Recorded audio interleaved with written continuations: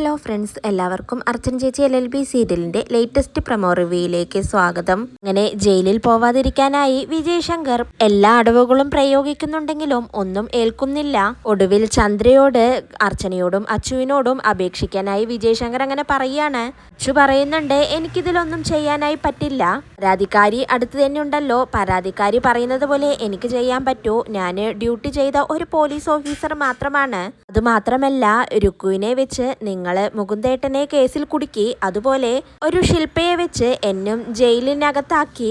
പിന്നെ നിങ്ങളും ജയിലിൽ കിടന്ന് ഒന്ന് അനുഭവിക്കുകയെന്ന് അച്ചു അങ്ങനെ തീർത്ത് പറയുന്നുണ്ട്. ഒടുവിൽ ചന്ദ്ര അർച്ചനയോട് അപേക്ഷിക്കുകയാണ്. അർച്ചനെ, നമ്മളെല്ലാവരും ഒരു കുടുംബമല്ലേ, നമ്മുടെ തറവാട്ടിലൊക്കെ അറിഞ്ഞിട്ടുണ്ടെങ്കിൽ ആകെ നാണക്കേടാവും. അതുകൊണ്ട് ഇപ്രാവശ്യത്തേക്ക് വിജയേട്ടനെ വെറുതെ വിടണം. എന്നില്ലെങ്കിലും ചിന്നുവിന്റെ അച്ഛനല്ലേ വിജയേട്ടൻ, നീ ഈ കേസ് പിൻവലിക്കണമെന്ന് ചന്ദ്ര അങ്ങനെ അർച്ചനയോട് അപേക്ഷിക്കുകയാണ്. എന്നാൽ അർച്ചന പറയുന്നുണ്ട്, ഞാൻ കേസ് കൊടുക്കാതിരുന്നാൽ ശരിയാവില്ല. ഇത് എനിക്ക് കിട്ടിയ ഒരു അവസരമാണ്. എന്റെ അനിയൻ മുകുന്ദനെയും നിങ്ങൾ ഇങ്ങനെയല്ലേ ജയിലിനകത്താക്കിയത്. ഇനിയിപ്പോ ഞാൻ കേസ് പിൻവലിക്കാമെന്ന് പറഞ്ഞാലും ഞാൻ വിലപേശൊന്നല്ല. എന്നാലും രുക്കുവിനെ കൊണ്ട് മുകുന്ദനെതിരെയുള്ള കേസ് നിങ്ങൾക്ക് പിൻവലിക്കാൻ കഴിയുമോ എന്ന് ചോദിക്കുമ്പോൾ ചന്ദ്ര പറയുന്നുണ്ട്, ശരി, ഞാൻ രുക്കുവിനോട് സംസാരിച്ച് കേസ് പിൻവലിക്കാൻ പറയാമെന്ന് ചന്ദ്ര അങ്ങനെ പറഞ്ഞ് അടുത്തത് രുക്കുവിനെ വിളിക്കുകയാണ്. എന്നാൽ രുക്കു പറയുന്നുണ്ട്, ആ സംഭവം കൊണ്ട് എനിക്ക് ഈ വീട്ടിൽ ഒരുപാട് പ്രശ്നങ്ങൾ ഉണ്ടായിട്ടുണ്ട്. അതുകൊണ്ട് തന്നെ എനിക്ക് ഇനി ഇതിൽ നിന്ന് പിന്മാറാൻ കഴിയില്ല. ഇനി കേസിൽ നിന്ന് പിന്മാറിയാൽ അത് എനിക്ക് കുറച്ചിലാണ്. ഇനി ഇതും പറഞ്ഞുകൊണ്ട് എന്നെ ആരും ഇങ്ങോട്ടേക്ക് വിളിക്കണ്ടെന്ന് രുക്കുവും പറയുകയാണ്. അങ്ങനെ ചന്ദ്രയും വിജയ് ശങ്കറും ആകെ പെട്ടുപോവുകയാണ്. അർച്ചനയോടും അച്ചുവിനോടും രുക്കു സമ്മതിക്കുന്നില്ലെന്ന് പറയുമ്പോൾ അർച്ചനയും വിട്ടുകൊടുക്കാതെ ഞാൻ കേസുമായിട്ട് മുന്നോട്ട് പോകുമെന്ന് പറയാണ്. എന്നാൽ അർച്ചനയെ തകർത്തത് സ്വന്തം മോളായ ചിന്നു തന്നെയാണ്. ചിന്നു അർച്ചനയോട് മാത്രമായി പേഴ്സണലായി രാത്രിയിൽ സംസാരിക്കുന്നുണ്ട്. ഞാൻ അച്ഛന് വേണ്ടി സംസാരിക്കുകയല്ല, അച്ഛനെ വെള്ളപൂശി സംസാരിക്കുകയുമല്ല. അച്ഛൻ ആ സമയത്ത് പ്രൊവോക്കേഷൻ കൊണ്ടാണ് അമ്മയെ പിടിച്ചടിച്ചത്. എത്രയായാലും അതെന്റെ അച്ഛനല്ലേ. അതുകൊണ്ട് അമ്മ ആ കേസ് പിൻവലിക്കണം. അച്ഛൻ ഈ കേസിൽപ്പെട്ട് ജയിലിൽ പോയാൽ പിന്നെ എങ്ങനെയാണ് ഞാൻ കോളേജിലേക്ക് പോകുന്നത്? ഞാൻ എങ്ങനെയാണ് എന്റെ ഫ്രണ്ട്സിനെ ഫേസ് ചെയ്യുന്നത്?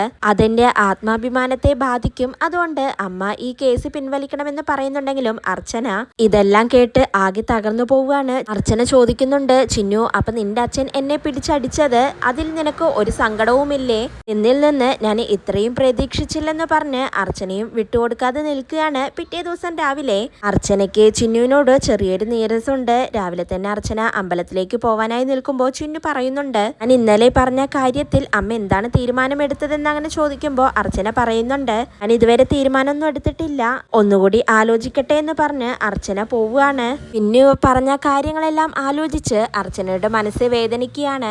ഒടുവിൽ തന്റെ മകൾക്ക് വേണ്ടി അർച്ചന തീരുമാനമെടുക്കുകയാണ്. വിജയ് ശങ്കറിനെ കേസിൽ നിന്ന് ഒഴിവാക്കാമെന്ന് അർച്ചന തീരുമാനിക്കുകയാണ്. അങ്ങനെ ഹോസ്പിറ്റൽ അർച്ചന എത്തുന്നുണ്ട്. അച്ചുവും ചന്ദ്രയും ഉണ്ട്. എല്ലാവരുടെയും മുന്നിൽ വെച്ച് അർച്ചന അങ്ങനെ ഞാൻ ഈ പരാതി പിൻവലിക്കുകയാണെന്ന് പറയാണ്. ഇത് കേൾക്കുന്ന ചന്ദ്രയ്ക്ക് ഒരുപാട് സന്തോഷാവുന്നുണ്ടെങ്കിലും അച്ചു ആകെ ഷോക്കാവുകയാണ്.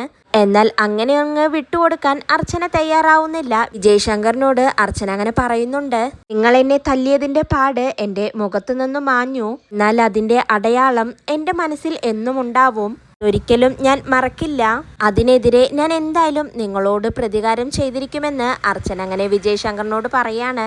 വിജയ് ശങ്കർ ആണെങ്കിൽ തിരിച്ചൊന്നും പ്രതികരിക്കാതെ മിണ്ടാതെ അങ്ങനെ കിടക്കുകയാണ്. അതിനുശേഷം വിജയ് ശങ്കർ വീട്ടിലെത്തുന്നുണ്ട്. വിജയ് ശങ്കറിനെ കാണുന്നതും ചിന്നുവിനും ആരിക്കും ഒരുപാട് സന്തോഷാവാണ്. ചിന്നു അങ്ങനെ വിജയ് ശങ്കറിനെ പോയി കെട്ടിപ്പിടിക്കുന്നുണ്ട്. വിജയ് ശങ്കറും അങ്ങനെ ചിന്നുവിനെ ചേർത്ത് പിടിക്കുകയാണ്. എന്നാൽ ചന്ദ്രയ്ക്ക് അത് ഒട്ടും തന്നെ ഇഷ്ടാവുന്നില്ല. ചിന്നു അർച്ചനയോട് അപേക്ഷിച്ചിട്ടാണ് അർച്ചന ആ കേസ് പിൻവലിച്ചതെന്ന് വിജയ് ശങ്കറും ചന്ദ്രയും അറിയുന്നുണ്ട്. അതുകൊണ്ട് തന്നെ വിജയ് ശങ്കർ അങ്ങനെ ചിന്നുവിനോട് കടപ്പെട്ടിരിക്കുന്നത് പോലെ, മോളെ, നീ കാരണമാണ് ഞാനിപ്പോൾ ജയിലിൽ പോകാതെ തിരിച്ചു വന്നതെന്നൊക്കെ ചിന്നുവിനോട് അങ്ങനെ പറയാണ്. ഇത് കേട്ട് ചന്ദ്ര പറയുന്നുണ്ട്, ഒരു മകളുടെ ധർമ്മമാണ് ചിന്നു ചെയ്തത്, അല്ലാതെ വലിയ ത്യാഗമൊന്നുമല്ല, ഇതിനെ അങ്ങനെ കണ്ടാൽ മതി എന്നങ്ങനെ ചന്ദ്ര പറയാണ്. ചിന്നുവിനാണെങ്കിൽ ഇത് കേട്ട് സങ്കടാവുന്നുണ്ട്.